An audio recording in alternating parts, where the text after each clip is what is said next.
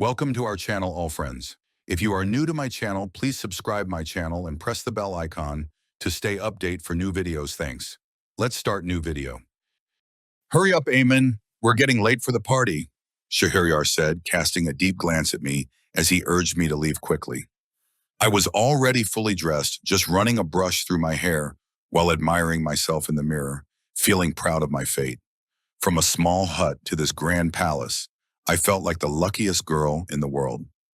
Not only had I found love, but I had also gained every luxury in life. But little did I know that everything comes with a price, and mine was going to be a heavy one. Following behind Shahryar, my husband, I quickly stepped out of the room.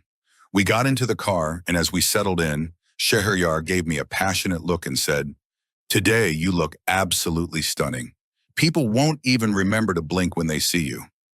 I smiled softly and replied, "But all this effort is just for you. My dressing up, my smiles, everything is for you." I instinctively held Shahryar's hand, and a deep smile lit up his face. "I know you can do anything for me. That's why I love you so much," he said. Then he added, "Will you be able to prove it when the time comes that you can go to any extent for me?" His words startled me a bit, but I looked at him and said, "Yes, of course, Shahryar. I can do anything for you, oh." "Good. Then remember your promise," he said with a smile, and I smiled back. The car sped toward our destination. Today, we were invited to a party at Shahryar's close friend Munawar's house. Shahryar came from a wealthy family, and all his friends were similarly rich. High society is full of such parties, and today was no different. Munawar had arranged a big celebration for his birthday, and we were among the special guests. Yes, Shahryar always wanted me to dress up beautifully for these parties to leave a good impression on his friends. That's why he bought me the most expensive clothes, fine jewelry, and even got me professional makeup done. Tonight I was wearing a black netted sari. Honestly, I had never worn anything before that revealed my body so much. The blouse was short, with only thin straps resting on my shoulders. But Shahryar often brought me such outfits, saying, "This is how women dress in high society." Before marriage, I could never imagine wearing such clothes. But over time, my confidence grew. I stopped feeling shy in these outfits. In fact, I started wearing them proudly for my husband's sake. Even now, as I looked at myself after getting ready, I felt happy. I looked beautiful. And when my husband complimented me, I felt over the moon. Tonight, too, Shahryar praised me a lot and said he was lucky to have such a beautiful wife. And hearing that made me feel even more proud. After a 30-minute drive, we arrived at the party. Most of Shahryar's friends were already there. Shahryar's friend and business partner, Munawar, cut his birthday cake. Everyone gave him the most expensive gifts, but when Shahryar offered his gift, Munawar didn't take it. Instead, he said, "I don't want this gift from you. I want something else, and I'll ask for it myself." Hearing this, Shahryar burst into laughter and replied, "I'm ready to give my life for you, let alone a gift. Just say what you want." Munawar smiled and said, "Let the party end first, then I'll tell you." While saying this, his eyes scanned my body. There was a strange sharpness in his gaze, which I clearly felt, but I ignored it, wondering what a wealthy and powerful man like Munawar could possibly want from Shahryar. Munawar wasn't just Shahryar's friend, he was also his business partner. He was the son of a well-known politician, wealthier and more influential than Shahryar himself. Saying no to Munawar was not something Shahryar could afford. Whatever Munawar asked, Shahryar would immediately agree without a second thought. Even now, when Munawar refused the gift and spoke of something else, Shahryar agreed without even knowing what he was going to ask for. Gradually, the event started coming to an end. Throughout the evening, Munawar kept coming up to me, asking if I had eaten, offering me drinks. I kept smiling and responding politely, only because Shahryar had told me not to offend anyone at such high society gatherings. Shahryar always said that these parties help in building contacts and make business easier. Initially, I used to find it strange, but over time I realized how true that was. Even though Munawar's behavior made me uncomfortable, the way he stared at me despite having his wife beside him, I kept quiet and tolerated it all. Munawar's wife was also very beautiful and lovely, but instead of being with her husband, she was busy chatting with other men. And Munawar? He was hovering around me like a moth circling a flame. One by one, all the guests began to leave. Soon, only four of us were left at the bungalow. Me, Shahryar, Munawar, and his wife. Munawar arranged for some drinks, and we all sat together on the lawn. It was winter, and I was freezing in my sari. I even told Shahryar that I was feeling very cold, but he just said, "Just bear it for a little longer. Everything will be fine soon." Hearing this, I sat quietly, shivering in the cold. Meanwhile, Munawar and Shahryar started drinking, discussing business deals. Munawar's wife was busy on her phone, also sipping her drink, while I just sat there silently. Munawar told Shahryar that he would set up a big new business for him, one that could bring in millions of dollars. Shahryar was overjoyed and thanked Munawar profusely. Then suddenly, Munawar held out a drink to me and said, "Amen, you should try it too. It's really fun. Takes you to a whole new world." I quickly refused and said, "No, I don't drink any of this." Hearing me refuse, Shahryar gave me a sharp look and said, "You never stop with your tantrums. Munawar is offering so kindly, just drink a little." His words really upset me. I gave him an annoyed glance and quietly lowered my gaze. Munawar chuckled softly and said, "Good. Actually, I want you to stay sober tonight, Amen." Startled, I looked up at him, but instead of continuing to talk to me, he turned to his wife and said, "Fariha, you've had too much. Go rest in the bedroom now." Fariha was clearly drunk and swaying. Then Munawar turned to Shahryar and said, "Bro, can you help her to the room? I want to stay out here and have another drink." Shahryar, who had just finished his glass, immediately wrapped his arm around Fariha's waist and began escorting her to the bedroom. Watching my husband hold another woman like that made my blood boil. But more than that, what struck me was, why didn't Munawar take his own wife to the room? Why send Shahryar? My eyes stayed fixed on Shahryar and Fariha's backs as they walked away, while Munawar stared at me closely. "What's wrong?" he said. "Looks like you didn't like seeing your husband getting close to Fariha." I was startled by his words, and again I lowered my eyes without replying. Munawar laughed and suddenly came and sat right beside me. Placing his hand on my shoulder, he said, "These are normal things. Don't overthink. If your husband is with Fariha, then you come to me." As he spoke, he pressed his hand harder on my shoulder. I looked at him in panic. I wanted to push his hand away, but I didn't have the courage. I leaned back slightly and said, "It's nothing like that. I just think we should leave once Shahryar comes back.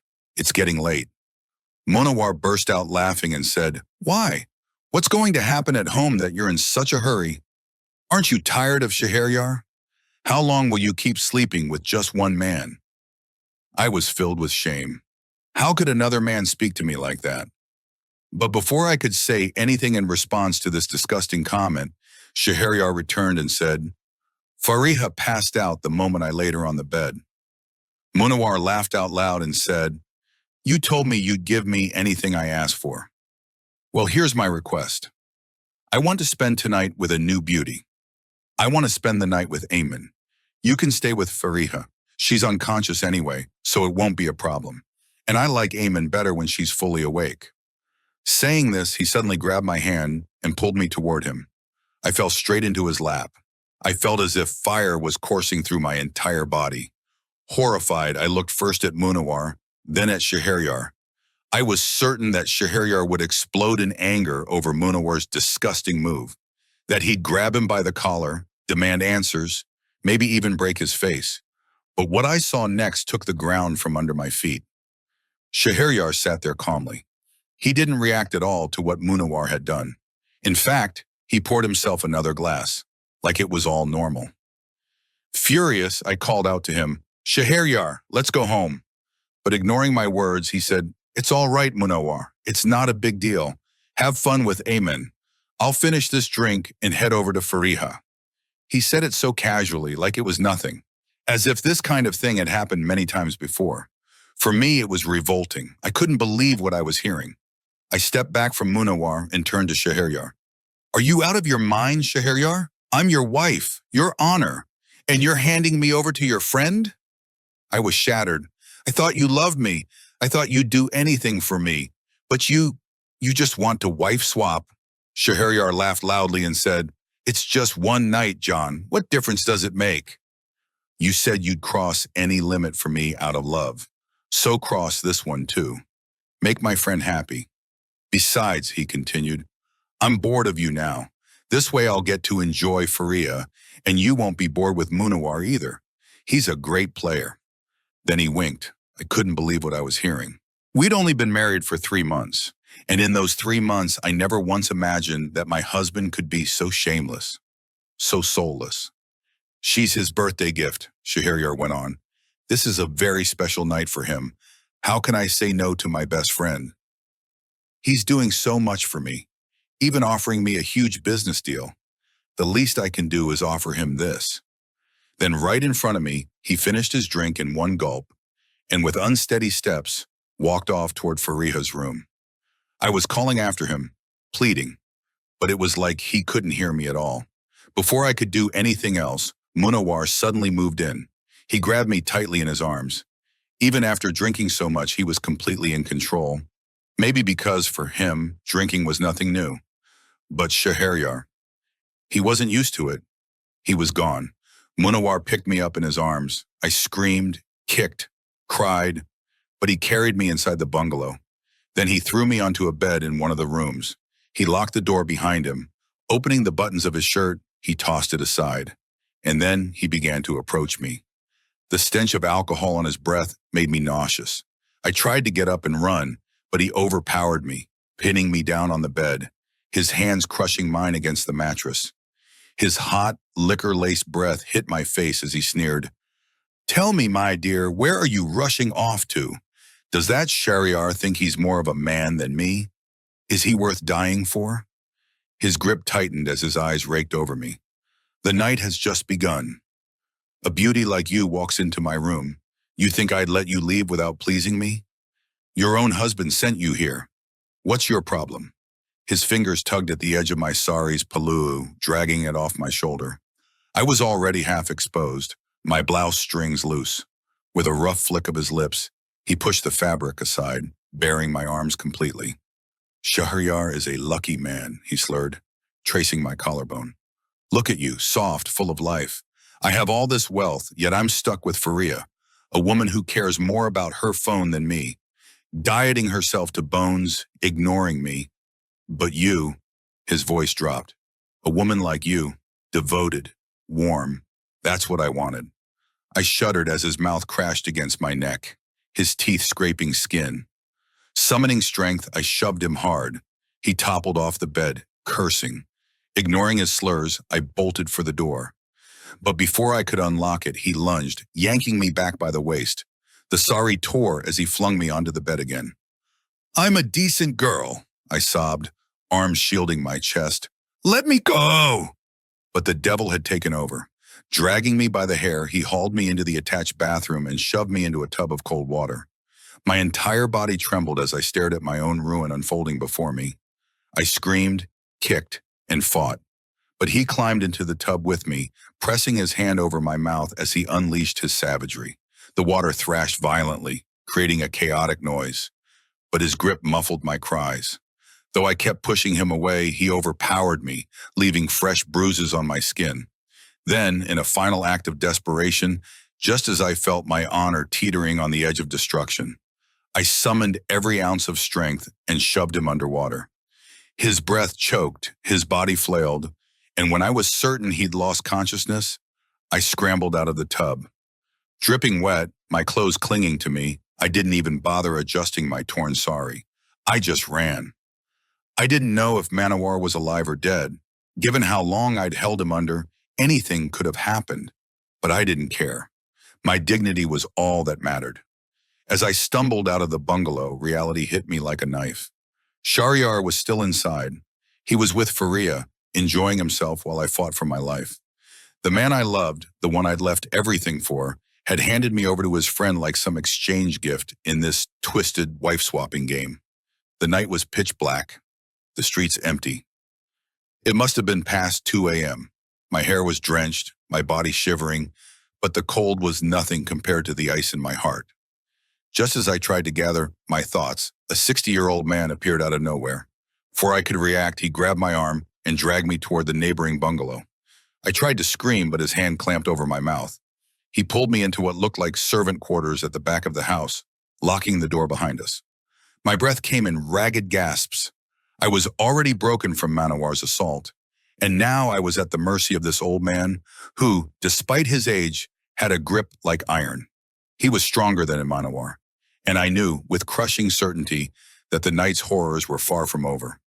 The old man approached me slowly and said in a hushed tone, "There's no need to scream. Sit quietly on the bed." He then walked to the cupboard, pulled out a shawl, and handed it to me. "Wrap yourself up. You'll catch a cold in this freezing weather, drenched like this." I stared at him, trembling, and asked, "Who are you? Why did you bring me here?" He sighed. "I'm the caretaker of this bungalow. My employer lives abroad, and I'm the only one here. You don't need to worry. No one will harm you. But if I hadn't pulled you in when I did, the guards would have returned any minute. They'd have dragged you back to that monster." My eyes widened in shock. "I know exactly who you ran from," he continued. "Manowar Khan is a ruthless beast who preys on helpless girls. You were lucky. His guards had just left for tea at a nearby hotel. Otherwise, they'd have been posted outside waiting to catch you." He explained that the guards had told him to watch the gate since no one usually came this way. "I saw you running, terrified, and I knew. I want to help you, but you must stay hidden here, maybe for a few days, until this blows over. Soon, Manowar and his men will turn the area upside down looking for you, but they'll never search here." With that, he left me alone in the room. For the first time that night, I breathed a sigh of relief. There was something honorable in his eyes, a kindness that made me trust him. I spent the rest of the night in silence, shivering but safe. At dawn, the old man returned briefly with food and water. "Manowar's guards are searching for you like madmen," he warned. "If they find you, they'll kill you, especially if you hurt him. You'll have to stay here a while longer." Grateful, I whispered, "But how long can I hide? They're powerful people. Sooner or later they'll—" He cut me off with a gentle smile. "No, Beta, just a few days. Manowar will find some new beauty to chase, and he'll forget all about you." The old man's words struck me like a dagger. "You must be careful of your husband. He will come looking for you to hurt you." I stiffened. "You know my husband?" "No," he said, "but the guards told me he was the one who handed you to Manowar Khan. Never contact him again." He offered to send me back to my parents, but I refused. I crossed their threshold in disgrace that night. If I return now, my husband will hunt me there first, dragging their name through mud again. The old man fell silent, then nodded. "Then I'll send you to my village. Stay with my wife a while." Tears welled in my eyes. "Baba, why are you helping me?" He looked away, voice thick. "Daughter, I've watched countless women's honor torn apart by Manowar. Right in front of me, his guards. Everyone. I could do nothing. Until you." A week later, he smuggled me out before dawn, taking me to his village himself. His wife embraced me like a daughter. Now, 4 months later, I live with them in peace. No contact with Shahryar or my family. The old woman calls me her own. Sometimes I wonder, had I not fled my parents' home that night, would Shahryar and Manowar have destroyed me together? Baba later told me Shahryar did search for me. When he failed, he slunk back. Only for Manowar, enraged to seize all his wealth. My husband is now a beggar. Was it Manowar's vengeance? No, this was divine justice.